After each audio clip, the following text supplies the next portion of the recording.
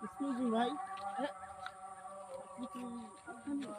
আমি আমি হ্যাঁ, কিছুটা স্থানীয়, কিছুটা অস্থানীয়। ব্যাপারটা বুঝলাম না। ব্যাপারটা বুঝেননি, তাই না? হ্যাঁ, বিষয়টা হচ্ছে আমি এই গ্রামে বড় হয়েছি। এখানেই বড় হয়ে আমি ঢাকাতে চলে গেছি। ঢাকা থেকে আবার এখানে এসেছি। বলতে পারেন যে আমি এখানে ট্যুরে এসেছি। হ্যাঁ, গ্রাম আমি ঢাকাতে থাকি, ঢাকা ভালো লাগে। গ্রামে মাঝে মধ্যে আসা হয়। কিন্তু ব্যাপার কি মানে বলেন তো আপনার জন্য কি করতে পারি? মানে এই ব্যাপারটা বুঝলাম না যে রাস্তার এই পাশটা আর ও পাশটা এরকম মানে পাকা এবং কাঁচা। ও আচ্ছা, আচ্ছা। এই যে পাখা একটা কাঁচা। আসলে এটা ২ টা ২ সাইড দিয়ে ডিভাইডেড। একটা হচ্ছে কেশবপুর, মানে এইটা হচ্ছে কেশবপুর। আর এই যেটা দেখছেন না, এটা হচ্ছে মনিরামপুর। মাঝখানে পুল। ২ পুল ২ দিকে ভাগ হয়ে গেছে।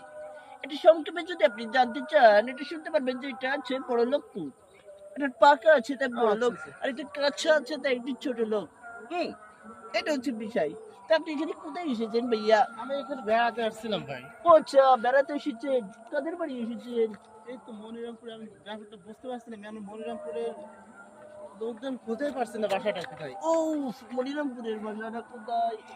আপনি এই রাস্তা ধরে যদি আগাইতে থাকেন মনিরামপুর পেয়ে যাবেন। যাকে পাবেন হাকে মনিরামপুর দিয়ে বুলান দিবেন, বুঝলেন? জি ভাই। এদিকে সব মনিরামপুর, এদিকে যত যাবেন তবে সাবধান, মনিরামপুর লোক একটু চিড়ে পেট মেরেছে কিন্তু। ও আচ্ছা আচ্ছা। হুম, এটা ওয়ান কাইন্ড অফ বরিশাল বলতে পারেন।